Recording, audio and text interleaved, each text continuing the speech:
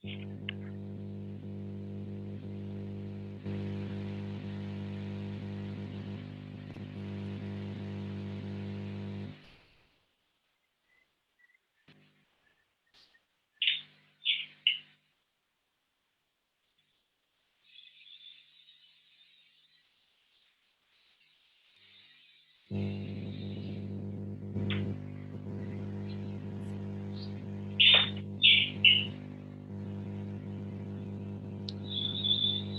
दोस्तों। नमस्कार। आज धन्यवाद। ई जी मंच जी। में आप सभी का स्वागत है। आज हम गुड पेरेंटिंग गुड पेरेंटिंग पे हमारे बीच सेशन लेने के लिए विकास गोयल जी हैं। आप एसल ग्रुप के एरिया हेड भी हैं और आप क्लिनिकल साइकोलॉजिस्ट भी हैं। काफी एक्सपीरियंस है आपको इन केस ऑफ एडिक्शन पे। आप काफी लेक्चर्स दे चुके हैं, जो जैसा कि आजकल हम सभी जानते हैं कि मोबाइल एडिक्शन एक बहुत बड़ी बीमारी के तौर पे हम सभी के बीच में है और हम सब परेशान हैं, चाहे वो बच्चे हों, चाहे बड़े हों, चाहे बूढ़े हों। तो मैं विकास जी से अनुरोध करता हूं, ज्यादा टाइम ना लेते हुए, कि आज के मुद्दे पे क्या क्या बताने वाले हैं और कैसे क्या क्या टॉपिक कवर करेंगे। तो सर प्लीज आप स्टार्ट करें। Most welcome. एक बार मैं ई मंच और हमारे सभी दर्शकों की तरफ से आपका हार्दिक स्वागत एवं अभिनंदन करता हूँ। प्लीज। धन्यवाद। धन्यवाद उपाध्याय जी। और सबसे पहले बधाई आपको। आप ई मंच के माध्यम से काफी शानदार प्रयास कर रहे हैं। कला के क्षेत्र में आपने काफी कार्यक्रम ऑर्गेनाइज किए हैं ई मंच पे इन कलाकारों को मंच देने। और आज एक कार्यक्रम हम पेरेंटिंग, जो आज की बहुत खास जरूरत है, इस पे हम करने जा रहे हैं आज। तो जैसा कि आपने बताया कि आज हम क्या क्या कवर करने वाले हैं, इस पे अगर हम पहले प्रकाश डालें तो देखिए, पेरेंटिंग एक बहुत बड़ी तो बड़ा टॉपिक है, बहुत कंटिन्यू काम करने की चीज वाली बात है। तो पेरेंटिंग के बहुत सारे अलग-अलग रूप हैं, प्रारूप हैं, बहुत सारे इसमें शेड्यूल्स हैं, बहुत सारी चीजें हैं जो हम बात कर सकते हैं। बट हाँ, आज के लिए हम 1-2 मुख्य चीजों पे बात करेंगे, जो कि है आप एज़ अ पेरेंट, जो पेरेंट कितने महत्वपूर्ण हैं, और उनका कम्युनिकेशन आपस में और बच्चों के साथ। ये 2 महत्वपूर्ण चीज़ें हैं जिनको आज हम लेके चलेंगे।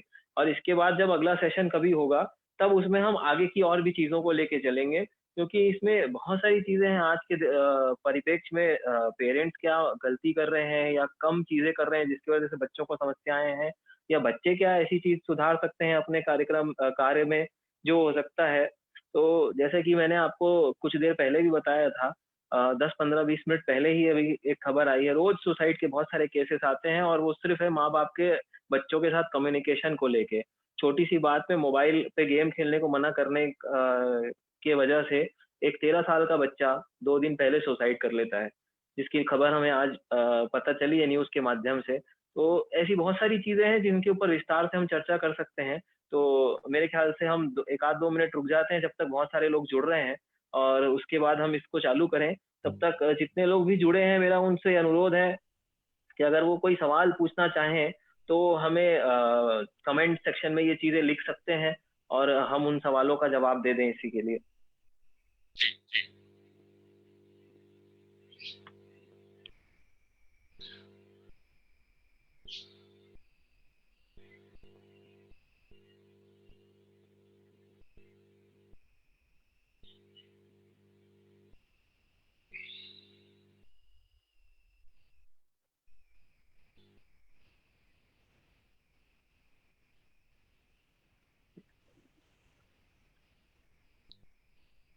सर तब तक आप शुरू कर सकते हैं, लोग आते रहेंगे। और चूंकि ऐसा। ये फेसबुक पे भी लाइव है और प्रोग्राम स्टोर हो ही रहा है, तो जो थोड़ा जी, जी। पीछे भी आएंगे वो भी उसको देख सकते हैं। और जो लोग जुड़े हुए हैं उनको ऐसा ना लगे कि नहीं अभी प्रोग्राम डिले हो रहा है। तो मैं अनुरोध जी, जी, करूंगा जी। कि प्रोग्राम को हम स्टार्ट करते हैं और लोग बिल्कुल, आते रहेंगे, जुड़ते रहेंगे। बिल्कुल सर। तो चलिए हम शुरू करते हैं। देखिए, पेरेंटिंग की जहाँ तक बात आती है, और जहाँ तक मैं पेरेंटिंग को समझ पाता हूँ अपनी इस साइकोलॉजी की या काउंसलिंग की जर्नी में, पेरेंटिंग आप सभी जानते हैं। और सबसे पहले तो मैं जितने भी लोग जुड़े हैं उसमें जितने माता पिता हैं या जो माता पिता बनने वाले हैं, मैं सभी को सैल्यूट करना चाहूंगा ई मंच के माध्यम से भी कि आप पेरेंट हैं और आपका दर्जा बहुत ऊंचा है। अच्छा, अब हम बात करें अगर पेरेंटिंग की, देखिए पेरेंटिंग एक आर्ट है। आर्ट है किस चीज का? आपके बच्चे को नर्चर करने का। एक प्रोसेस है जिसके थ्रू आप नॉलेज एक्वायर करते हैं, स्किल एक्वायर करते हैं, और वो बच्चों को उनकी जरूरतों को पूरा करने के लिए आप उन तक पहुंचाते हैं, उनको देते हैं। तो अगर हम बात करें आज के परिदृश्य में, देखिए ग्लोबलाइजेशन बहुत ज्यादा बढ़ रहा है। और इस मॉडर्नाइजेशन और ग्लोबलाइजेशन के दौर में भारतीय समाज भी इससे अछूता तो बिल्कुल भी नहीं है ना। और इंडियन फैमिली सिस्टम, जो एक परिवार का दर्जा, एक सिस्टम हुआ करता था हमारे समाज में परिवार का, वो भी काफी बदल रहा है इस मॉडर्नाइजेशन के दौर में, जिसमें उसमें काफी चीजें बदल चुकी हैं। आज सिंगल फैमिली सिस्टम, आज आज हमारे बीच में वो बड़े बुजुर्ग एक साथ शायद नहीं होते हैं। आज आज के समय की मांग है। आज जॉब की वजह से बहुत लोग दूर हो जा रहे हैं, फैमिलीज छोटी होती जा रही हैं, क्योंकि बच्चे कम करने का भी एक चलन हो चला है, और एक पॉपुलेशन को देखते हुए भी बहुत सारे मेजर्स हैं। एक अलग टॉपिक है, डिफरेंट टॉपिक है, जिसमें हम फिर कभी बात कर सकते हैं। अब ये ब्रेकडाउन जो हो रहा है इंडियन ट्रेडिशनल फैमिली सिस्टम का, इसमें यंग पेरेंट्स हैं। यंग पेरेंट्स के साथ में और आज के कॉम्पिटिटिव वर्ल्ड में हमारे पास बहुत सारे विजिलेंट फैक्टर्स जुड़े हुए हैं, बहुत सारी वाइब्रेंट चीजें हैं जो एक कॉम्पिटिटिव चीजें हैं जिनके साथ हमको चलते हुए आगे बढ़ना होगा। अगर कुछ चीजों को मैं लेके चलूं तो आज का एनवायरनमेंट कैसा है, हमारी पेरेंटिंग उन चीजों को लेके भी बदलती है। हमारा एनवायरनमेंट क्या है आज के समय का, जो बच्चों को एनवायरनमेंट हम दे पा रहे हैं वो क्या है। एज स्पेसिफिक नीड्स एक बहुत बड़ी चीज है, जो पुरातन काल से आज तक है तो वही, पर उसके बच्चों तक पहुंचने का समय और उम्र हर काल में बदलते जा रही है। उनको हमको कैसे मैनेज करना है, बच्चों के बिहेवियर के मैनेजमेंट की जो तकनीक रही है पुराने समय में और आज हर समय एक बदलती जा रही है। एक दूसरी चीज है, जो फैमिली अभी एग्जिस्टिंग फैमिली है उसका सपोर्ट, उसको कैसे एक पेरेंट, यंग पेरेंट्स यूटिलाइज कर सकते हैं और उसको कैसे लेके आगे बढ़ सकते हैं। ये एक बहुत इम्पोर्टेंट पार्ट है हमारे साथ में। अगर हम अब इसके बाद बात करते चलें तो इसके इस समय अगर हम देखें तो पेरेंट्स का रोल क्या है, पेरेंट्स का रोल किस तरह होना चाहिए अभी के समय में। एक सोशलाइजिंग एजेंट के जैसा, एक टीचर के जैसा, एक गाइड के जैसा, एक फ्रेंड के जैसा, और एक रोल मॉडल के जैसा, जो हमारा बच्चा हमसे अपेक्षा करता है। और एक ये नेचुरल फिनोमिना है जिसको हमको लेके चलना है। पेरेंट्स के ये जो चार पांच चीजें हैं, अब अगर हम बात करें तो इसमें बहुत सारे जो मैटर हैं वो काम आते हैं। आज अच्छा, जैसे मैंने कहा कि अब हम आज जो बात करने वाले हैं वो है ट्रेडिशनल, आप कितने इम्पोर्टेंट है। अब इसकी जरूरत क्यों पड़ी, इसी एक पॉइंट को मैंने इतना क्यों जोर दिया है, उस पे अगर हम बात करें तो उसके पीछे बहुत सारी फैक्टर्स हैं जो हमने बात की कि फैमिली सिस्टम। अच्छा, अब इसके पहले अगर हम जाएं थोड़ा सा, तो पेरेंटिंग को जहां तक मैं मान के चलता हूँ कि पेरेंटिंग शुरू कब से होती है। पेरेंटिंग शुरू होती है आपकी उस समय से जब आप बच्चा चाहते हैं, ये सोच के प्लान करते हैं, फाइनल डिसाइड करते हैं जिस दिन कि हमें बच्चा चाहिए, उसी दिन ये पेरेंटिंग आपकी शुरू हो जाती है। क्योंकि उसके वजह से आपकी बहुत सारे परिवर्तन होते हैं जीवन में। आपके पार्टनर के साथ आपके समय रिलेशन के साथ का चेंज आता है, मॉनिटरी चेंज आता है, महिलाओं के साथ फिजिकल बहुत सारे चेंजेस आते हैं, सोशल चीजें बदल जाती हैं आपकी, और माता पिता दोनों के साइकोलॉजिकल एनवायरनमेंट में बहुत सारा चेंज आता है। तो इन सबको देखते हुए अगर हम बात करें तो पेरेंटिंग जो बच्चों तक पहुंच पाती है उसमें कौन कौन से फैक्टर्स है जो बहुत ज्यादा महत्वपूर्ण होते हैं। सबसे पहला, जैसे हमने कहा कि आप कितने महत्वपूर्ण है वो हम देखेंगे। स्ट्रक्चर आपकी फैमिली का कैसा है आज की डेट में, वो भी एक बहुत बड़ा महत्वपूर्ण फैक्टर है। रिलेशन, जो आप कपल का एक दूसरे के साथ जो रिलेशन है, और वो जो रिलेशन बच्चे के सामने दिखाई पड़ता है जो बच्चे को, वो कितना महत्वपूर्ण है। रिसोर्सेज की अवेलेबिलिटी कितनी महत्वपूर्ण है। आप जानते हैं भारत देश खासकर इतनी विविधताओं से भरा हुआ है, इतने क्लासेस हैं, जो एक चीजें बोली जाती है, संसाधनों की जो अ, उपलब्धता है, वो हर व्यक्ति, हर माता-पिता के पास अलग सी है, और कंपटीशन एक जैसा है हर जगह। तो एक अवेलेबिलिटी ऑफ रिसोर्सेज बहुत महत्वपूर्ण पार्ट रखता है। अच्छा, माता-पिता बनने की उम्र, ये ये भी एक बहुत बड़ा फैक्टर है जो काम आता है। इसके ऊपर भी ध्यान देना होता है। पेरेंट्स की एजुकेशन क्या है? एजुकेशन का लेवल कैसा है? और उनके आस-पास के वातावरण में पेरेंटिंग किस तरीके से की जा रही है? इन सभी का इफ़ेक्ट जो है वो बच्चे पे पड़ता है और आपके पेरेंटिंग की टेक्निक पे पड़ता है। इसके बाद अगर हम सोचें, एक बहुत बड़ा फैक्टर है जो पेरेंटिंग पे असर डालता है। वो क्या है? वो है आपका बच्चा पैदा करने का रीज़न। हो सकता है कुछ लोगों को ये बात शायद अटपटी लगे, बट मैं पूरे अनुभव के साथ, और हर माता-पिता मेरे ख्याल से अनुभव के साथ ये बात कह सकते हैं कि बच्चा हमने पैदा करने का डिसीज़न किस वजह से लिया, ये भी आगे जाके पेरेंटिंग पे बहुत ही ज़्यादा महत्वपूर्ण पार्ट प्ले करता है। क्योंकि देखिए, आपने एक मैच्योर डिसीज़न लिया है माता-पिता बनने का, अपनी खुशी से हस्बैंड वाइफ ने डिस्कस करके, या आपने अपने माता-पिता के कहने पे, या मैं कहूँ सास-ससुर के कहने पे, माता-पिता के कहने पे, माता-पिता के प्रेशर में हमने बच्चे पैदा करने की सोची है। क्या क्या हम सोसाइटी के प्रेशर में बच्चे को चाह रहे हैं, या बच्चे को इस दुनिया में लाने की सोच रहे हैं? और एक चीज़ होती है कि कई बार भूलवश, एक गलतीवश हम उस बच्चे को बच्चा हमारे गर्भ में होता है। ये वैसे काफ़ी सारे रीज़न्स हैं जो बच्चों को इफ़ेक्ट करते हैं। अब अगर हम आगे बात करें कि इसी बात को हम क्यों इतना ज़ोर देना चाहते हैं?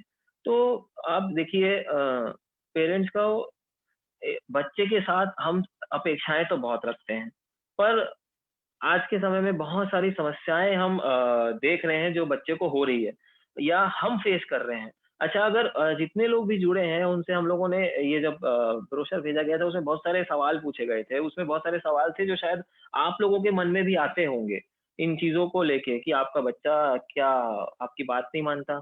क्या आपका बच्चा बहुत एरोगेंट बिहेव करता है? क्या आपका बच्चा बहुत सोता है? क्या ऐसी बहुत सारी तमाम समस्याएँ हैं जो माता-पिता फेस करते हैं।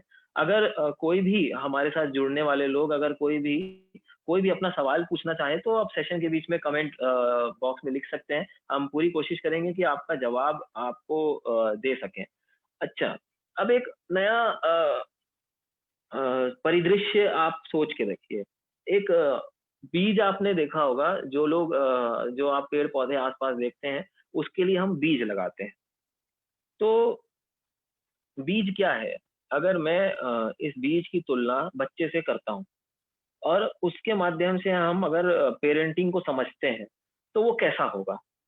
अगर मान लीजिए आपको पता है कि जो बीज होता है, हर बीज की अलग-अलग प्रकृति है। अगर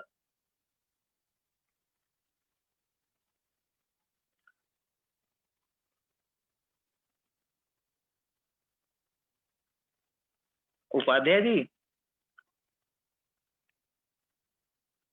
हेलो? हेलो? जी सर, आवाज आ रही है आप। हाँ जी, वो बहुत लोगों का मैसेज आ रहा है शायद उसमें, कि वीडियो शायद वहाँ पे शो नहीं हो रहा है। तो अगर कुछ टेक्निकल इश्यू है तो एक बार चेक कर लीजिएगा।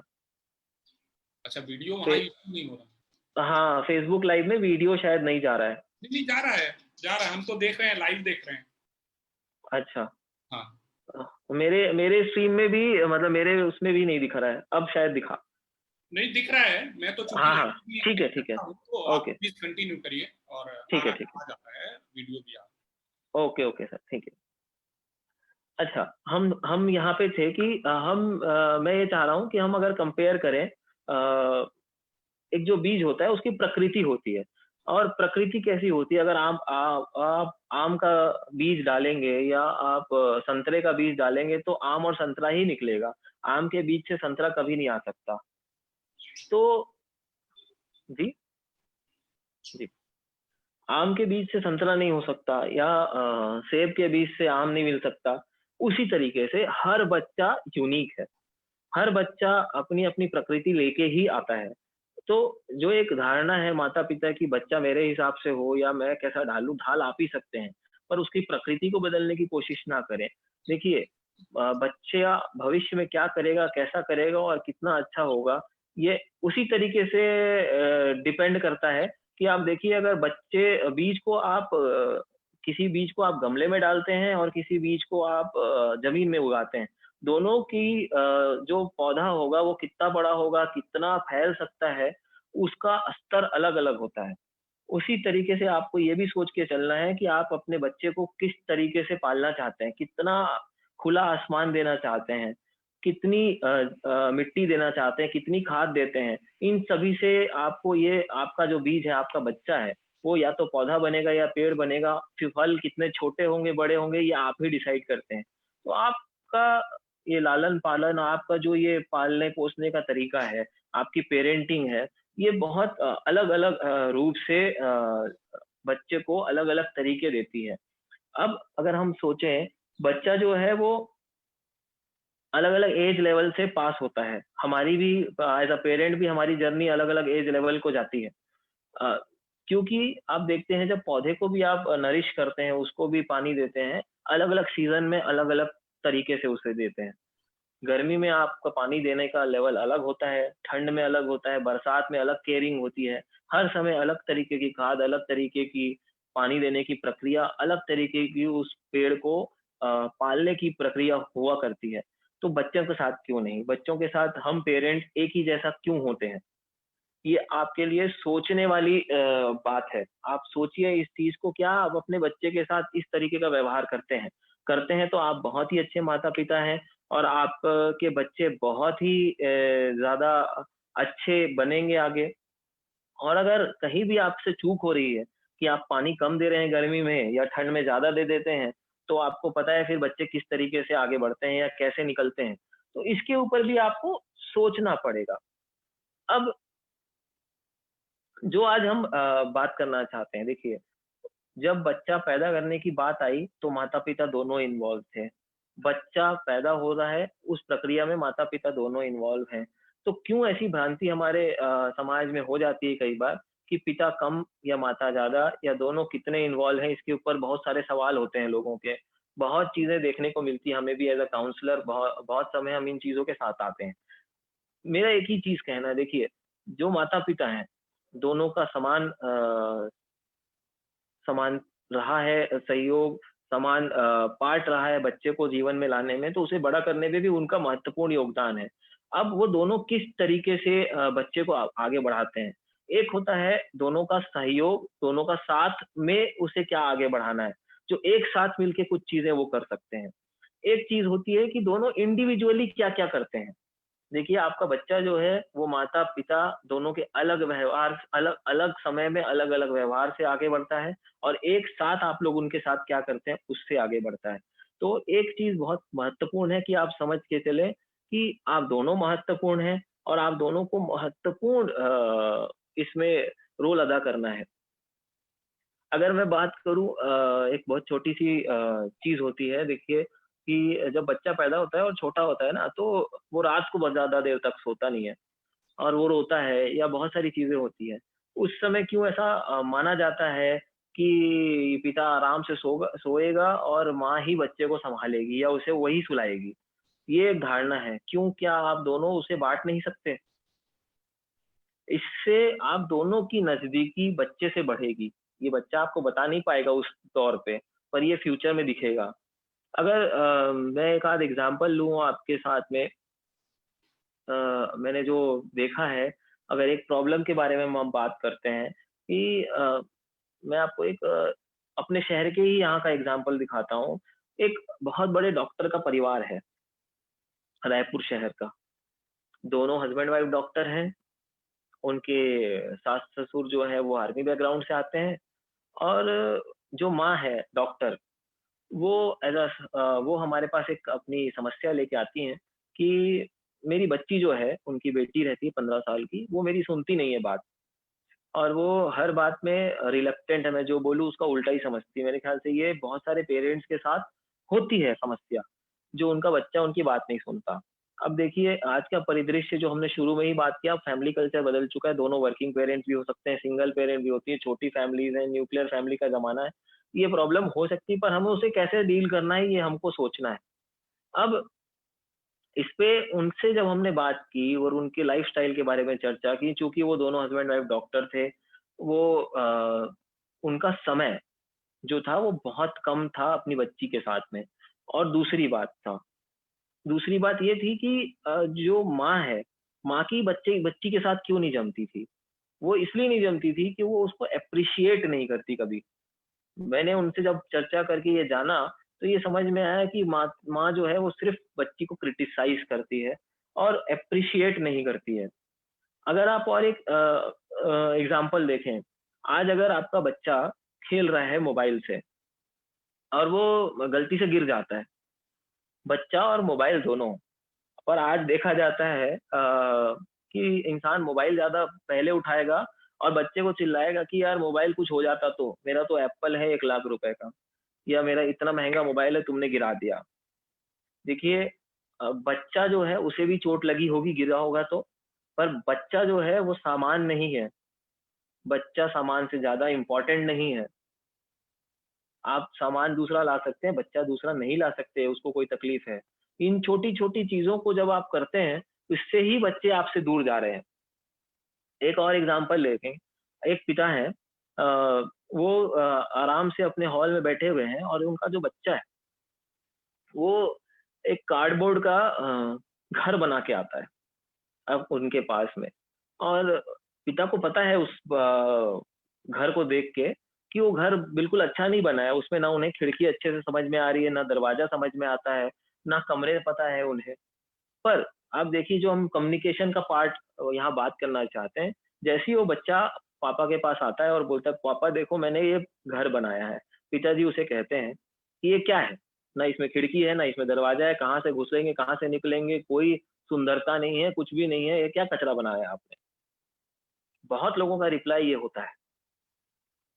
मगर अब आप इसको दूसरे तरीके से सोचिए, जो हम संवाद की बात दूसरा पॉइंट करना चाहते थे यहाँ पे, कि आपका संवाद कैसा बच्चों के साथ होना चाहिए।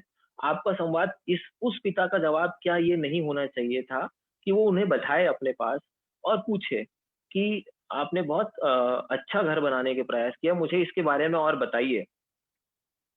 उस घर में मैं जाऊँ कैसे? उस घर में कितनी खिड़कियाँ हैं? कहाँ-कहाँ पे है? उस घर में कितने कमरे हैं? अगर आप बच्चे से सवाल पूछना शुरू करेंगे, बनिस्बत इसके कि आप उन्हें हर वो चीज़ जो वो किए हैं और आपको पता है कि वो कमज़ोर है या अच्छी नहीं हुई है, उसके लिए क्रिटिसाइज़ करें। जब वो बच्चे से आप और बात करेंगे, तो उनकी कल्पना देखिए। देखिए, आज के ज़माने में क्रिएटिविटी मरते जा रही है, बहुत ज़्यादा मर रही है। हमारे देश में भी एक ज़माने में बहुत साइंटिस्ट हुआ करते थे और जो आज अच्छे ब्रेन्स हैं, वो विदेश चले जाते हैं, यही कहावत हुआ करती है। और जो क्रिएटिविटी आज आनी चाहिए, वो हमारे देश में नहीं आ पा रही, क्योंकि माँ-बाप इसी तरीके के बिहेवियर से बच्चे की क्रिएटिविटी मार देते हैं। आज आप उनसे अगर सवाल करेंगे इन सभी चीज़ों को, आप अपने नज़र से, आप अपने नज़रिए से, आप अपने एक्सपीरियंस से उसकी बनाई चीज़ों को या उसके किए गए कामों को ना देखें। आप उसका नज़रिया जानें, क्योंकि वो अपने नज़रिए से एक्चुअली मैं दुनिया आपको देखता है। बीच में थोड़ा-सा डिस्टर्ब कर रहा हूँ। जी, आपका जी, नेट बता तो रुक जाता है, फिर आता है, फिर रुक जाता है। तो या तो नेट की कुछ स्पीड की प्रॉब्लम होगी, बट वॉइस तो क्लियर है, तो you can okay, okay. Continue. तो मेरे ख्याल से आज वेदर इश्यू बहुत ज़्यादा है, बाहर आंधी-तूफ़ान, तो शायद इसके वजह से कुछ इश्यू आ रहा है यहाँ पे। मे बी, बट आज ये आवाज़ हो ठीक आ रही है, तो कोई दिक्कत नहीं है, ठीक है। जी, जी, जी।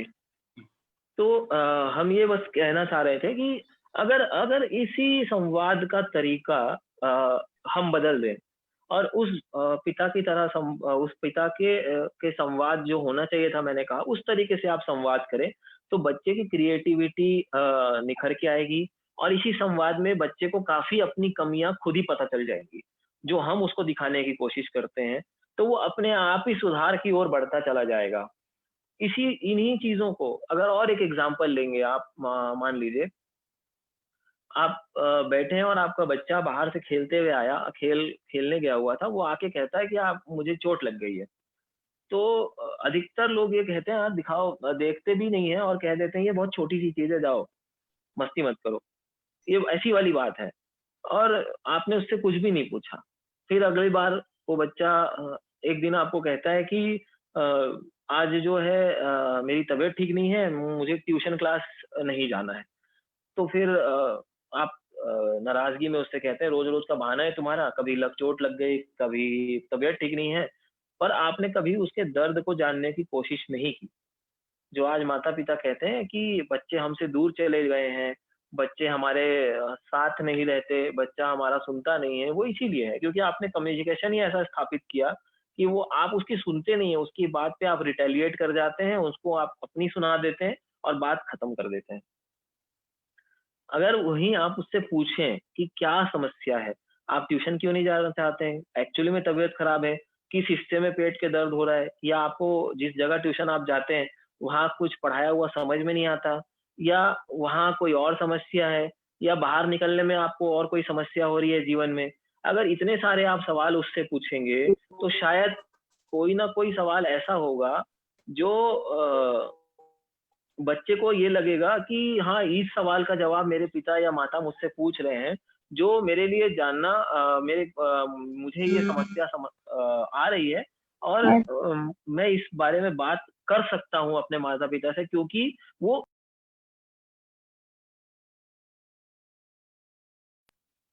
उसके अंदर ये प्रॉब्लम थी। तो वो आपका बच्चा आपसे खुलता जाएगा और आपसे बात करने की कोशिश करेगा। आधी समस्या आपको वहीं सॉल्व होती दिखेगी।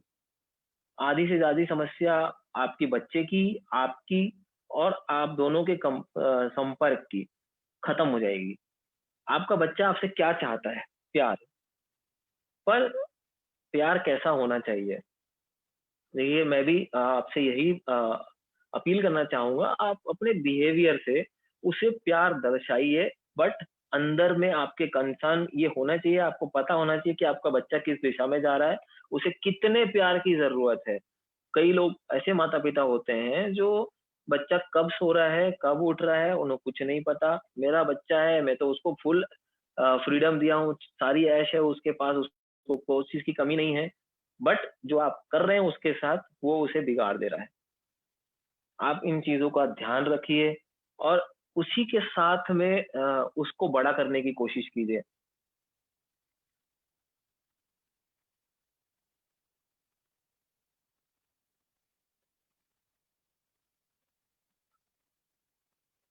तो ये छोटी-छोटी चीज़ें हैं जो हम आपसे शेयर करना चाह रहे थे। अब अगर हम और आगे बात करें कि जो आप इम्पोर्टेंट है उसकी हम बात कर रहे थे। आप क्यों इम्पोर्टेंट है? आप कैसे इम्पोर्टेंट है? एक और परिदृश्य मैं दिखाना चाहूँगा आपको कि आपको पार्टी में जाना है परिवार को और हस्बैंड वाइफ अपना तैयार होते हैं और बच्चे तो पहले ही तैयार हो जाते हैं हमेशा। हस्बैंड जो है वो अपनी कार में जाके बैठ जाते हैं और थोड़ा वेट करने के बाद हॉर्न बजाते रहते हैं, बच्चे कार की पीछे सीट में बैठे हैं। अब उनकी वाइफ जब वापस आती है, कार में बैठती है, जैसे ही वो कार में बैठती है, हस्बैंड का चिल्लाना चालू होता है। इतना समय लगता है, जल्दी नहीं आ सकते, कितना देर से हम कार में बैठे हैं। बच्चे आपकी सारी बातें सुन रहे हैं। आपका जो घर से बाहर निकलने का मूड था घूमने का, वो खत्म हो चुका, वो खराब हो चुका है और आपकी जो शुरुआत है जर्नी की, उसी में एक रोड़ा अटका दिया। ये रोज होता है। ये घर की हर छोटी-छोटी समस्याओं में छोटी-छोटी चीज़ों में होता है। अब पति को ये समझ नहीं आता है कि हो सकता है बीवी जो है उनकी अ, उसे बहुत सारे काम होते हैं पीछे। कैसे? आप घर से बाहर जा रहे हैं और रात को लेट आएंगे, सुबह बच्चों को स्कूल जाना है, तो उनको उसके बैग को भी तैयार करके सही जगह में रखना है। आप घर वापस आएंगे और आराम करेंगे तो बिस्तर रेडी रहना चाहिए। घर वापस आएंगे तो कोई सामान खराब ना हो जाए, इसलिए उन्हें फ्रिज में रख के भी जाना पड़ेगा। ऐसी तमाम चीजें होती हैं, और सबसे महत्वपूर्ण कि सारे ताले उन्हें चेक करके आने होते हैं। और ये चीजें छुप चुकी हैं, और आपका चिल्लाना ही सिर्फ बच्चों को दिखाई दे रहा है। ना आपने अपने बेटर हाफ को अप्रिशिएट किया है किसी चीजों के लिए, ना आप बच्चों के सामने अच्छी चीजें पेश कर रहे हैं। उसके बाद अगर आप नॉर्मल ही भी देखेंगे, हस्बैंड वाइफ में छोटी मोटी चीजें होती रहती है, बट अगर आप उसको इतना बढ़ा दें और बच्चों के सामने ये दिखे कि ये दो लोग हमेशा ही लड़ते रहते हैं, और उसका इम्पैक्ट बच्चों पे पड़ता है, उसके कारण आप बच्चों के साथ जो व्यवहार है उसको आप परिवर्तित कर देते हैं, अलग तरीके का व्यवहार करते हैं, बच्चों को समझ में आता है। बहुत सारे माता पिता जो हमारे साथ जुड़े होंगे, वो भी ये जानते होंगे। और ये सिर्फ नाराजगी वाला मैटर नहीं है, अगर हम प्यार की भी बात करें तो कितना हम अपने बेटर हाफ को प्रेम व्यवहार दिखाते हैं बच्चों के सामने। मैं एक अलग परिदृश्य में बात कर रहा हूँ, अफेक्शन वाले लव की बात करना चाहूंगा। बच्चों को प्यार भी आपको दिखाना पड़ेगा। आप जब बच्चों को प्यार दिखाएंगे, अब उनकी आंखों के सामने आप प्यार दिखाएंगे, अफेक्शन दिखाएंगे, वही वो सीखेंगे। क्योंकि आप जानते हैं कि बच्चा जो है वो इमिटेट करता है बचपन से, तो उसको वही सीखता है वो जो देखता है। तो ये चीजें ऐसी बहुत तमाम एग्जाम्पल्स हैं हमारे पास में, जो अनगिनत एग्जाम्पल जो हम कोट कर सकते हैं छोटी छोटी पेरेंटिंग मिस्टेक्स को लेके। अब अगर हमें टॉप कुछ गलतियां, क्योंकि मेरे ख्याल से लगभग 40 मिनट का समय हो रहा है, और इस बीच में अगर आप लोगों की कोई क्वेरी हो तो भी आप पोस्ट कर सकते हैं। बट इस बीच में इस बहुत बड़े टॉपिक में से मैं कुछ कॉमन पेरेंटिंग मिस्टेक्स जो हैं वो आपके साथ बात करना चाहूंगा जो हम करते हैं। और उसके पहले एक और छोटी सी चीज हम डिस्कस कर लें, जो अभी मैंने एक केस बताया सुसाइड का due to usage of mobile, जिसकी रोकने की तरीके की वजह से आप लोग एक अच्छे टैलेंट को शायद हमने 13 साल की उम्र में खो दिया है। अब अगर हम देखें, जब बच्चा पैदा होता है और कुछ दिनों बाद उसकी मालिश कराई जाती है घर में, एक दाई आती है और बच्चे की मालिश करती है। उस समय हम उसके साथ कैसा व्यवहार करते हैं? अब कई लोग ये सवाल करते हैं चीजों को लेके कि पहले के परिवार अलग होते थे, हम मुझे मालूम है पहले बड़े परिवार होते थे, तो शायद बच्चे की मालिश किस समय हुई वो शायद माँ को भी पता नहीं चल पाता था। ऐसा भी हो सकता है बड़े परिवारों में। बट फिर भी still I will say that कि गैजेट्स, और आज कोरोना के समय में तो हर आदमी कहता है कि गैजेट से हम बच्चों को दूर कैसे रखें। हम कहीं भी इस मंच के माध्यम से ये अपील नहीं कर रहे हैं कि आप बच्चों से गैजेट छीन लें। बच्चों को गैजेट देना है, कब देना है, कितना देना है और किस तरीके से यूज करना बताना है, ये आपको सुनिश्चित करना है। जो एग्जाम्पल हम देना चाह रहे हैं, मैंने बहुत प्रैक्टिकली इस चीज को महसूस किया। जब बच्चा की मालिश कराई जाती है और उस समय हम उसको माताएं जो हैं आज के समय में उसको यूट्यूब पे कुछ ना कुछ ट्यून्स लगा देती हैं, चाहे वो कार्टून हो, चाहे टीवी पे कार्टून हो, चाहे मोबाइल पे यूट्यूब में जिंगल टून जैसी कोई तमाम चीजें आती हैं आज के जमाने में, उन सबको दिखाया जाता है ताकि बच्चे की जो रोने की आवाज है, या तो वो रोना बंद कर दे या तो उसकी आवाज दब जाए।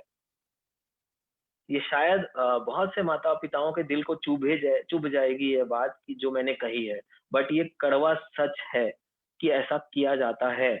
और आप ये मान के चलिए, आप सब इस चीज़ को जानते हैं कि मोबाइल में एक रेडिएशन होता है, एक फ्रीक्वेंसी होती है, और बच्चे का जो बच्चा पैदा हुआ है उसके दिमाग की जो फ्रीक्वेंसी, उसी फ्रीक्वेंसी से मैच कराया गया है आपने। उसको ये समझ में आता है जब भी मेरे रोना निकलेगा, तो ये फ्रीक्वेंसी मेरे को अच्छी लगती है, मेरे को यही फ्रीक्वेंसी दी जाती है। जिस तरीके से हमें भूख लगती है तो हमें कुछ खाना ही है, हमें पता है ईश्वर ने ऐसा बनाया है और हमने पुराने ज़माने से यही सीखा है। बच्चे को हम डालते हैं कि जब भी वो कुछ गलत करता है, जब भी वो रोता है, तो उसको मोबाइल मिलेगा। आज खाना भी बच्चे मोबाइल के, एक हाथ में मोबाइल पकड़ेंगे तो दूसरे चम्मच से माँ मोबाइल मुँह में खाना डालती है। ये हो रहा है, और अगर इससे कोई डिनाई कर जाए तो आप बताइए, इससे कोई डिनाई नहीं कर सकता और ये किया जा रहा है। क्या इसका कोई दूसरा स्वरूप नहीं हो सकता? क्या इसके कोई दूसरे तरीके नहीं हो सकते? क्या आप जब बच्चे की मालिश करते हैं तो ज़रूरी है सिंगल टून? भगवान की घंटी नहीं सुनाई जा सकती? कहानी आप नहीं सुना सकते गुनगुना के? गाना आप नहीं गुनगुना सकते? आप बहुत कुछ कर सकते हैं, आप ताली भी बजा सकते हैं। मोदी जी ने भी ताली बजवाई थी अलग परिप्रेक्ष्य में, पर ये बहुत साइंटिफिक है। आप करके देखिए और इसके बहुत शानदार रिजल्ट आता है। ऐसी छोटी-छोटी चीज़ है जो हम मोबाइल यूज़ करने को लेके या गैजेट्स यूज़ करने को लेके भी बच्चों के साथ करते हैं। अब जो कॉमन मिस्टेक्स की मैं बात कर रहा था, जो 5-6 हम कॉमन मिस्टेक आखिरी में आज के सेशन की आखिरी चीज़ हम जो डिस्कस करने वाले हैं, वो है कॉमन पेरेंटिंग मिस्टेक्स आज के समय की। और इसके अलावा के जितने डिटेल टॉपिक होंगे, वो हम अगली सेशन में लेंगे। तो सबसे बड़ी मिस्टेक क्या करता है एक पेरेंट आज के समय में? Over protection. हम ओवर प्रोटेक्टिव है बच्चों को लेके। किस तरीके के अगर हम बात करें तो जिसकी वजह से ओवर प्रोटेक्शन आपका जो है वो बच्चे को खुल के जीने नहीं देता, उसकी क्रिएटिविटी को भी मार देता है और उसकी ग्रोथ को भी रोक देता है। बच्चा अगर उछल कूद करता है तो आप रोक देंगे कि गिर जाओगे। बच्चा अगर चाकू पकड़ के फल भी काटने की कोशिश करेगा तो आप उसे काटने नहीं देंगे कि चाकू से लग जाएगी। ऐसा बहुत सारी चीज है। आप बच्चा कूद रहा है तो आप गिर जाने के डर से रोकते हैं, चाकू पकड़ेगा तो कुछ और, कुछ ऐसी नई चीज जो आपने शायद नहीं की हो या करते हो और आपको ही डर लगता है, वही चीज आप करने को बच्चे को रोक देते हैं। हर इंसान अलग होता है, उसकी कैपेबिलिटी अलग होती है, आप बच्चे को रोक रहे हैं करने से। इसके वजह से आपके ओवर प्रोटेक्शन से बच्चे के अंदर कॉन्फिडेंस की कमी पैदा होती है। आज बहुत सारे माता-पिता ये शिकायत करते हैं कि मेरा बच्चा डरपोक जैसा है या मेरा बच्चा कॉन्फिडेंस की कमी से जूझ रहा है, कंसंट्रेशन की कमी से जूझ रहा है। ये आपके ओवर प्रोटेक्शन ने वो काम किया है। ये ओवर प्रोटेक्शन बच्चे को रोकता है आगे खुल के जीने से। अगर हम दूसरी चीज़ लें, दूसरी चीज़ क्या है? कंपेयर करना। ये तो बहुत अच्छा से करता है हर माँ-बाप कंपैरिज़न, पर कंपैरिज़न कैसा? वो भी 3 तरीके का करते हैं। कंपेयर हम करते हैं हमारे ही 2 बच्चों में एक दूसरे के साथ कंपेयर। उसने देख इतना नंबर लाया, तूने इतना नंबर लाया, वो ये करता है, इतने घंटे पढ़ता है, तू इतने घंटे पढ़ता है, वो इतना खाता है, तू इतना खाता है, वो इतना खेलता है, तू कुछ नहीं खेलता है, वो इतना सोता है, तू बहुत ज्यादा सोता है। ऐसी तमाम चीजें हम करते हैं। इसके बाद हम कंपैरिजन करते हैं किससे? पड़ोसी से। शर्मा जी, वर्मा जी, ये जी, वो जी। इसके वजह से बच्चा गया जी, क्योंकि आप इतना कंपेयर कर चुके हैं बच्चे को कि उसको अपनी बारे में कंफ्यूजन हो गया है कि वो क्या है। उसके बारे में उसको आप समझने ही नहीं दे रहे हैं कि वो क्या है, वो वो कैसा बनना चाहता है, वो कैसा है। आज करियर को लेके जो बच्चों को समस्याएँ हैं, वो सबसे बड़ी समस्याएँ इसी वजह से जनरेट होती है कि बच्चे को आप उसकी चीज़ें सोचने के लिए समय नहीं देते हैं और सिर्फ़ कंपैरिज़न में बेचारे को डाल के कन्फ्यूज़ कर रहे हैं। और सबसे ज़्यादा कंपेयर आज हम जो कर रहे हैं, कंपैरिज़न माता-पिता के अपने बचपन के समय से अपने बच्चे को हम कंपेयर करना चाहते हैं। हमारे उस समय में क्या हुआ था, उससे हम आज बच्चे के समय को कंपेयर करते हैं। मैंने तो इतने छोटी स्कूल में पढ़ाई की, तुमको मैं सब सब सुख संसाधन दे रहा हूँ, फिर भी तुम अच्छा नंबर नहीं लाते। मेरे घर में तो ये समस्या थी, तुम्हारे साथ इतनी सारी अच्छी चीज़ें हैं। हमारे समय में तो लाइट इतने कम देर आती थी, फिर भी हम टॉप करते थे। तुम्हारे को सब सुख संसाधन दे रहे, तुम एसी में रह रहे हो, हम तो पंखा में रहते थे। ऐसे बहुत तमाम चीज़ें हैं, जिन पे हम अपने आप से कंपेयर कर रहे हैं अपने बच्चों को। ये बहुत बड़ा गलती हम कर रहे हैं, जिसकी वजह से बच्चे बढ़ नहीं पा रहे हैं। एक कॉमन पेरेंटिंग मिस्टेक में आती है, सबसे बड़ी मिस्टेक है, जो हमें रोक देनी चाहिए। इसके बाद आती है लेबलिंग। हम बच्चे को लेबल कर देते हैं, डरपोक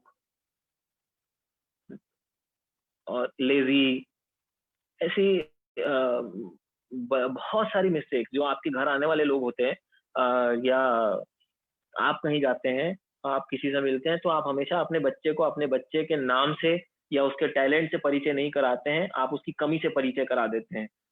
मेरा बच्चा तो इतना लेज़ी है यार, मैं क्या करूँ मुझे नहीं पता, उठता ही नहीं है, सिर्फ़ मोबाइल ही यूज़ करते रहता है। ऐसी तमाम चीज़ें। और आजकल की लड़कियाँ, जो कॉलेज जाने वाली लड़कियाँ हैं, वो एक बहुत ज़्यादा बड़ी प्रॉब्लम फेस करती हैं अपनी माँओं से।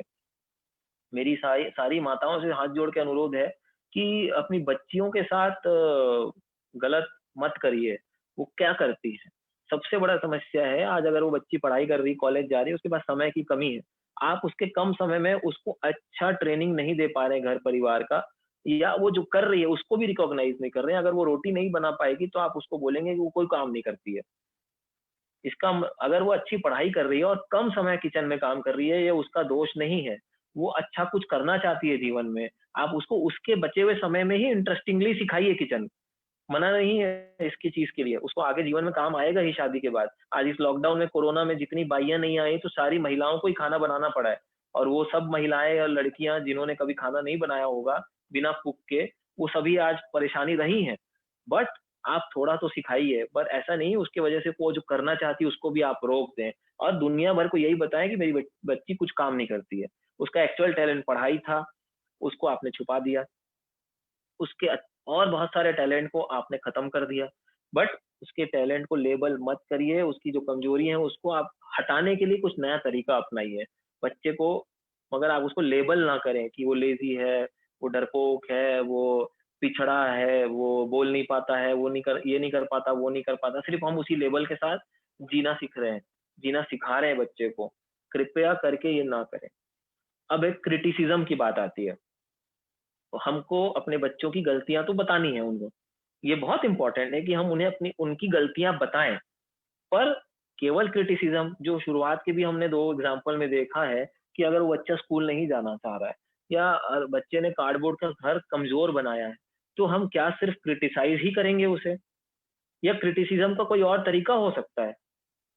क्रिटिसिज्म होना चाहिए करेक्टिव मेजर्स के साथ, कि उस घर की खिड़की दरवाजे तो आपने देखे, उसके बाद आप ज़रूर कह सकते हैं कि अगर ये दरवाज़ा यहाँ नहीं बेटा, यहाँ होता, तो ये बहुत सादा सुंदर मेरे हिसाब से दिखता।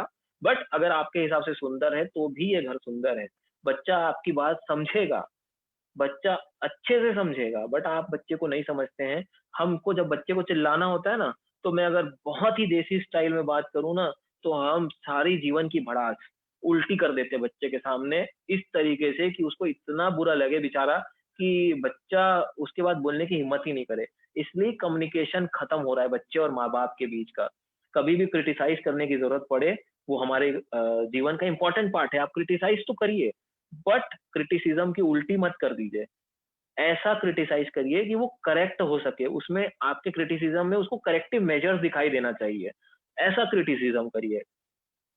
इसके बाद और एक बहुत महत्वपूर्ण चीज़ है, बच्चे का इंडिविजुअलिटी। वो एक इंडिविजुअल, एक अलग इंसान है, ये आप उससे मत छीनिए। मैंने पहले भी बताया, जब आप बीज देखते हैं, हर बीज की अपनी प्रकृति है, अपनी यूनिकनेस है। वो बीज जो है वो वही बनेगा जो वो उसकी प्रकृति ने डिसाइड कर रखा है। बट आप उसकी इंडिविजुअलिटी, मेरा बच्चा तो मेरा बच्चा ऐसा ही होना चाहिए, मेरा बच्चा ऐसा, मेरा बच्चा वैसा, ऐसा मत करिए। सिर्फ मेरा बच्चा है इसलिए उसको ऐसा होना पड़ेगा, ये उसकी गलती नहीं है, ये आपकी सोच की गलती है। ये उसकी इंडिविजुअलिटी को छीनने की कोशिश ना करें। वो इंडिविजुअल है, उसकी इंडिविजुअलिटी उसको डिसाइड करने दीजिए। आपका काम गाइड करना है। आप टीचर बनिए, उसके दोस्त बनिए, आप रोल मॉडल बनिए, बट आप इम्पोज मत करिए। आप उसके लिए हिटलर माँ-बाप मत बनिए कि उसको वही करना पड़ेगा जो वो चाहे या ना चाहे, पर मेरे माँ-बाप ने कहा है। उसकी अगर विश है कि आपके ड्रीम्स को फुलफिल करना है, तो वो करे। उसका अगर इंटरेस्ट है, तो वो करे। आज रियलिटी शोज़ का इतना दौर चला है और हम रोज़ ये रियलिटी शोज़ देखते हैं। उन सब में एक ही चीज़ जज भी ये दिखाने की कोशिश करते हैं, या पूरा शो का जो प्रोडक्शन है, वो ये दिखाने की कोशिश करता है। और हर माँ-बाप वहाँ आके, मैं गिटार नहीं बजा पाया, मैं गाना गा नहीं पाया, तो मैंने बच्चे को गाना गवाया। 2 साल की उम्र, 3 साल की उम्र में बच्चे को स्टेज पे आप नचवा रहे हैं, गाना गवा रहे हैं, क्योंकि आप वो नहीं कर पाए। ये ज़रूरी नहीं है कि जो आप नहीं कर पाए हैं, वो आपका बच्चा आपके लिए करके दिखाए। वो करवाने की आपकी सोच अच्छी हो सकती है, वो तब जब आपका बच्चा उसको खुश होके एक्सेप्ट करने को तैयार हो। उसकी भी खुशी उसमें होनी चाहिए, उसका भी शौक होना चाहिए, नहीं तो वो कभी सक्सेसफुल नहीं हो पाएगा। एक आध मंच, 2 मंच में जाके आप अपना नाम रोशन कर लेंगे कि मेरा बच्चा है, मैंने नहीं कर पाया तो इसने कर लिया, मैंने करवा दिया, उससे ज़्यादा कुछ नहीं हो पाएगा। उसकी इंडिविजुअलिटी को मत खोइए। मैंने जो बात कही ना कि अगर मोबाइल और बच्चा गिरता है, तो आप मोबाइल की चिंता ज़्यादा करते हैं, बच्चे की क्यों कम करते हैं। बच्चा ज़्यादा एक्सपेंसिव है सामान से। अगर आप किसी भी माँ-बाप को पूछोगे, आज उसके बच्चे को मैं ले जाऊँ और उसको पैसा दे दूँ, एप्पल टूटा है ना, मैं 1 लाख रुपए का एप्पल की जगह उसको 1.5 लाख रुपए देता हूँ और उसका बच्चा आज से उसका बच्चा कहलाने का हक खोता है। ये उसको पेपर में लिखने बोलूँ तो क्या कोई माँ-बाप आप लोग जो सुन रहे हैं वो लिख देंगे? कोई भी मेरे ख्याल से ये बात को लिखने नहीं सकता, ना एक्सेप्ट कर सकता है कि लाख, 2 लाख, 5 लाख, 2 करोड़ के लिए हम बेच दें। कुछ लोग करते हैं, वो एक दुष्प्रथा हमारे देश में भी है क्योंकि उसके अलग कॉन्सिक्वेंसेस हैं, उसकी अलग वजहें हैं, वो कर रहे हैं इसलिए। बट क्या एक जनरल आदमी ऐसा कर सकता है? और कभी भी कोई माँ-बाप ऐसा कर नहीं सकता बिना कोई इतनी बड़ी मजबूरी के कि उसे उसके अलावा जीना ही दूभर हो जाए। तभी ये चीज़ आती है, एक अलग पर्सपेक्टिव है, इसका एक अलग डिस्कशन हो सकता है। बट एक बच्चे की इंडिविजुअलिटी को इंडि रेस्पेक्ट करें, उसे सामान की तरह ट्रीट ना करें। उसकी कोई वैल्यू नहीं है, उसका वो अमोल है। उसकी इंडिविजुअलिटी को रखें, उसकी इंडिविजुअलिटी को बरकरार रहने दें। इसके अलावा अगर हम एक बात करें जो मैंने पहले भी कही है एप्रिसिएशन की। आप कितना एप्रिशिएट करते हैं? एप्रिसिएशन एंड टाइम गिविंग की एक बात होती है जो एक कॉमन मिस्टेक है हमारे सोसाइटी की आज के समय में। माँ-बाप दोनों वर्किंग हैं, पिताजी के पास समय नहीं है पैसे कमाने से और माँ को किटी से फुर्सत नहीं है। ये आम तौर पर देखा जाता है। बच्चे के साथ आप कितना समय देते हैं? आज हम सुन रहे हैं कि लॉकडाउन में इतना दिन घर में रहने की वजह से घर में आपसी कलह बढ़ गया।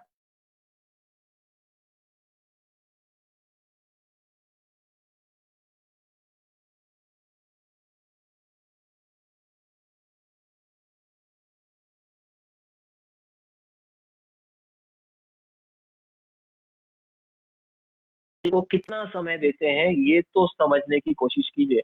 आप कितना देर बच्चे से बात करते हैं, उसके दिनचर्या के बारे में पूछते हैं। काम की बात नहीं, खाना खाया या नहीं, स्कूल गया है या क्यों नहीं गया, इसके अलावा भी जीवन होता है।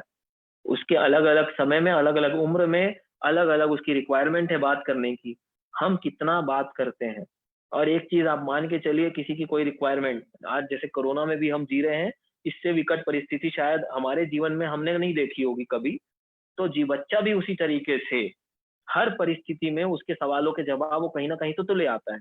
फिर आप उसे दोषी ना ठहराएँ कि वो गलत चीज़ कर रहा है, गलत तरफ जा रहा है। अगर बच्चा गलत कर रहा है या गलत डायरेक्शन में बढ़ रहा है, तो आपकी गलती है कि आपने उसे समय नहीं दिया, आपने समय पे उसकी शंकाओं का समाधान नहीं किया, आप उसके साथ समय नहीं दिए, आपने उसके साथ बातचीत कम की, इसलिए आपका बच्चा इधर-उधर चला गया और उसके बाद आप उसको सँभाल नहीं पाएँगे। और अगर मैं आखिरी बात कहूँ आज के सेशन की जो कॉमन मिस्टेक्स में हम बात करते हैं, एक बहुत बेसिक चीज़ है, बट बहुत बड़ी चीज़ है, रूटीन। रूटीन एंड डिसिप्लिन की अगर हम बात करें तो हम माता-पिता एज़ पेरेंट रूटीन और डिसिप्लिन बनाने में भी नाकामयाब रहते हैं। आज सोने और उठने का टाइम अधिकतर माता-पिता अपने बच्चे का डिसाइड नहीं कर पाए हैं। एक कोई टाइम बनाया ही नहीं गया है, उस सही समय में उठे, सही समय में खाना खाए और सही समय में सोए। ये 3 जो महत्वपूर्ण जीवन की चीज़ें हैं, हेल्थ के लिए भी मानसिक स्वास्थ्य के लिए भी और आपस के रिलेशंस के लिए भी, ये तीनों चीज़ें बहुत महत्वपूर्ण हैं। समय से उठना, समय से खाना और समय से सोना, ये भी पेरेंटिंग में हर पेरेंट को जानना बहुत ही ज़्यादा ज़रूरी है, आज के समय में। तो ये कुछ चीज़ें थी अगर मैं रिपीट कर दूँ कॉमन पेरेंटिंग मिस्टेक्स की बात अगर हम करें तो सबसे ज़्यादा चीज़ होती है हम ओवर प्रोटेक्टिव हो जाते हैं जो हमें नहीं होना है। बिल्कुल भी ओवर प्रोटेक्टिव ना हो। हम उनको लेबल ना करें कि तुम ऐसे हो वैसे उसको उनके नाम से, उनके टैलेंट से आप रिकॉग्नाइज़ करिए, उनके लेवल से नहीं जो वो नहीं करते जिसके लिए आप देते हैं। उनको कंपैरिज़न आप करना बंद करें। अपने बचपन के समय से, अपने 2 बच्चों के बीच का कंपैरिज़न और अपने और शर्मा वर्मा जी के बच्चों के कंपैरिज़न, ये बिल्कुल बंद कर दें। क्रिटिसिज़्म करें, बट क्रिटिसाइज़ करते हुए उसको आप करेक्टिव मेजर्स भी बताएँ। ये एक बहुत बड़ा पार्ट है, बहुत ज़रूरी पार्ट है। उसकी इंडिविडुअलिटी को बरकरार रखें, उसको इंडिविजुअल की तरह ट्रीट करें, उसको एक रूटीन दें और एप्रिसिएशन करें। आज आज इस सेशन के लास्ट में मैं आपसे अगर मैं एक वादा चाहूँ, तो अगले 7 दिनों तक कम से कम हम अपना जो बर्ताव है अपने बच्चों के साथ वो बदलें, कोशिश करें बदलने की, उनके साथ बात करने की कोशिश करें, उनको एप्रिशिएट करें छोटी-छोटी चीज़ों पे, और करेक्ट करना हो तो अच्छे से करेक्ट करें, क्रिटिसाइज़ करना हो तो क्रिटिसाइज़ भी करें, करेक्ट करें, मगर उसको क्रिटिसाइज़ ऐसा करें कि उसको लगे कि हाँ, मुझे सुधारने की ही बात हो रही है। अगर इनमें से कुछ भी आप अगर 7-10 दिन तक फ़ॉलो करेंगे, तो शायद आपको बहुत अलग तरीके का अनुभव होगा, और मैं चाहूँगा आप ई-मंच के माध्यम से या लाइव कैफ़े के माध्यम से हमें ये बताएँ कि 7 दिन तक अपने बिहेवियर को आज जैसा हम कर रखे हैं अपने बच्चों के साथ, उससे कुछ चेंज करके उनको सिर्फ़ एप्रिशिएट करें और कुछ समय उनको ज़्यादा दें। इससे आपको क्या अच्छा महसूस होता है अगले 7 दिनों में, यही मेरी एक अनुरोध रहेगा कि अगर ये आप करें, हमें बताएं या ना बताएं, आप ये करें, आप अपने जीवन में एक नया परिवर्तन पाएंगे। मेरे ख्याल से आज के सेशन में मेरे तरफ से इतना ही। अगर कोई सवाल हो तो आप लोग रख सकते हैं, जिसके ऊपर हम बात कर सकते हैं। Thank you very much. Vikas ji, बहुत बहुत धन्यवाद। आपने बड़े डिटेल्ड में सारी प्रॉब्लम्स और उसका सॉल्यूशन लोगों को जी बताया है। कुछ चीजें मैं बताना चाहूंगा कि जैसा आज जनरेशन गैप की जो हम बात करते हैं कि जी एक जनरेशन गैप अभी जो बढ़ा है, क्योंकि जी शायद हम पेरेंट्स और बच्चों की, जैसे मैं अपनी कंपैरिजन करना चाहूँ कि हम अपने हम्म बचपन में शायद मोबाइल 95 में आके देखे थे और कितने हम्म लोग तो 2000 के बाद देखे। बट जी आज बच्चे मोबाइल से इतना ज्यादा यूज कर रहे हैं और यूज करने की उनकी कुछ शौक भी है और कुछ जरूरतें भी है। जैसे कि आज जी मैं समझता हूँ कि स्कूल के सारे जो होमवर्क तक होते हैं वो सारे के सारे मोबाइल पे टीचर्स भेज रहे हैं, स्कूल्स भेज रहे हैं। और अभी ये कोरोना ने तो और ज्यादा बढ़ा दिया है कि सारी चीजें हम ऑनलाइन कर रहे हैं, इवन क्लासेस भी अब ऑनलाइन हो रही है। एज पेरेंट्स हम ये नहीं समझ पाते कि क्या अच्छा है, कब बच्चा मोबाइल सही तरह सही काम में यूज कर रहा है, कब गलत काम में यूज कर रहा है। उसका रीजन ये है कि हम समझ ही नहीं पाते हैं कि क्या अच्छा है क्या बुरा है, क्योंकि हमने बचपन से उसको यूज नहीं किया है। आज मैक्सिमम पेरेंट्स खाली मोबाइल को ऑन ऑफ करना सीखते हैं, या बहुत होता है तो व्हाट्सएप चलाना सीख गए हैं। क्योंकि मोबाइल भी एक बहुत बड़ी रिस्क है आपके जीवन में। जो सिक्योरिटी है, जो आपकी प्राइवेसी है, उसको कहीं ना कहीं पूरा खत्म करता है। क्योंकि आप अगर अपनी मोबाइल में कोई भी ऐसी पिक या ऐसा कोई भी फोटो रख रहे हैं, कब वो कौन दूसरा ले लेगा आपको पता भी नहीं चलता है। क्योंकि इसके लिए जो सिक्योरिटी रखनी चाहिए उस पर भी हम एक सेशन कभी कर सकते हैं कि मोबाइल बिल्कुल बिल्कुल। की जो सिक्योरिटी है। क्योंकि आज सबसे बड़ी प्रॉब्लम है, बच्चा मोबाइल तो यूज कर रहा है, क्योंकि जैसा आप बोले कि अभी 3 दिन पहले बच्चे को मोबाइल के लिए मना किया गया तो उसने सुसाइड कर लिया। नॉट जी ओनली मोबाइल, अभी तो इतने केसेस ऐसे आ रहे हैं कि हस्बैंड वाइफ के तलाक भी मोबाइल के कारण ही हो रहे हैं। क्यों? क्योंकि आपने बिल्कुल मेरा मोबाइल क्यों छुआ, या आप मेरा पासवर्ड क्यों ब्रेक किए। कहीं ना कहीं ये बिल्कुल। प्राइवेसी अभी मोबाइल पे इतनी डिपेंड हो गई है। तो बच्चों को लेके हम शायद पेरेंट्स इतने जो एक एग्रेसिव हो जाते हैं कि मोबाइल क्यों ले रहा है, क्योंकि हम उसका यूज नहीं जानते हैं। हम बचपन से उसको नहीं छुए हैं, हम बचपन से उसका यूज नहीं कर पाए हैं। तो हमको लगता है, और जिस तरह से सुनने में आता है कि भाई एक दूसरे को देख के लोग डरते हैं कि मोबाइल पे ऐसे लगा था, ये हो गया, ऐसा हो गया, ऐसे हो गया। तो सारी चीजें सुन के वो घबराते हैं कि मोबाइल कहीं लेके बच्चा गलत तो नहीं कर रहा है। तो इसको हमको एज पेरेंट्स, अगर आप किसी को सुधारना किसी चीज में चाहते हैं तो आपको उसकी जानकारी लेना भी आवश्यक है। मुझे लगता है आज उन पेरेंट्स को जो मोबाइल पे को बहुत ज्यादा नहीं समझते हैं, तो उनको समझने की भी जरूरत है।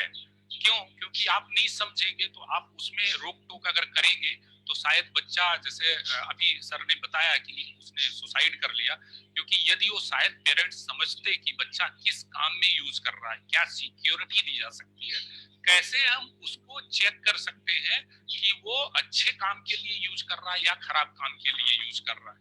तो ये सारी चीजें जानकारी होना भी बहुत आवश्यक है।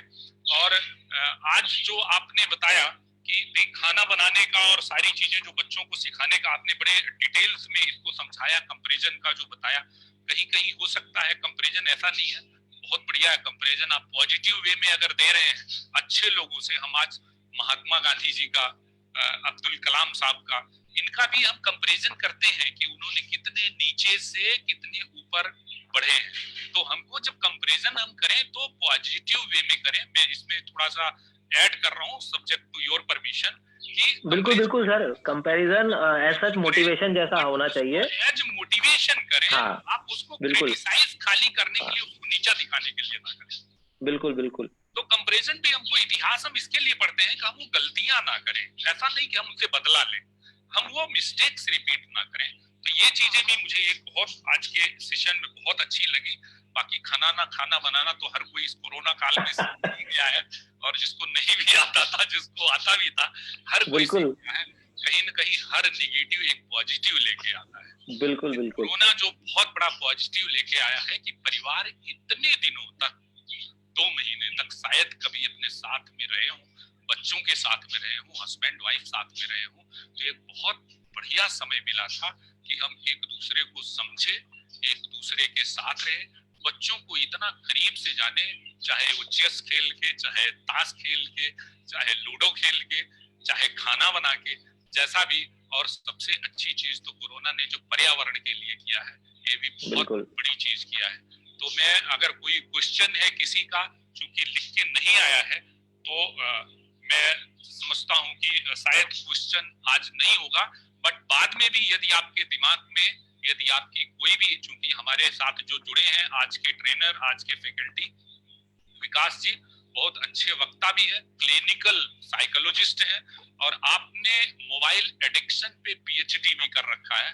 तो बहुत अच्छी चीज है कि ये आपके लिए सलाह देने के लिए एज काउंसलर बहुत बढ़िया काम कर सकते हैं, और आगे करते रहेंगे। अगर आपके कोई भी सुझाव है, कोई भी क्वेश्चन है, आप हमें जरूर भेजिए, और उसका रिप्लाई भी हम जरूर देते रहेंगे। बाकी किसी टॉपिक पे आपका सजेशन हो कि इस टॉपिक पे और आपको कोई सेशन लेना है या लेना चाहिए, तो वो भी आप भेज सकते हैं। मेरी तरफ से चूंकि 1 घंटे का सेशन था, आज 1 घंटे समाप्त हो चुके हैं। मैं यही आप सभी से अनुमति चाहूंगा। और विकास जी बहुत बहुत धन्यवाद, thank you very much sir, इतना समय दिए, इतना अच्छा एक्सप्लेन किए। Thank you, thanks a lot. Thank you very much sir. आप ई मंच के माध्यम से वैसे ही बहुत अच्छा काम कर रहे हैं कलाकारों को मंच देने के लिए। तो ये शानदार काम आपका जारी रहे, और ई मंच उत्तरोत्तर प्रगति करते रहे, यही मेरी कामना है। Thank you very much for giving me this platform. Thank you sir, thank you. Thank you.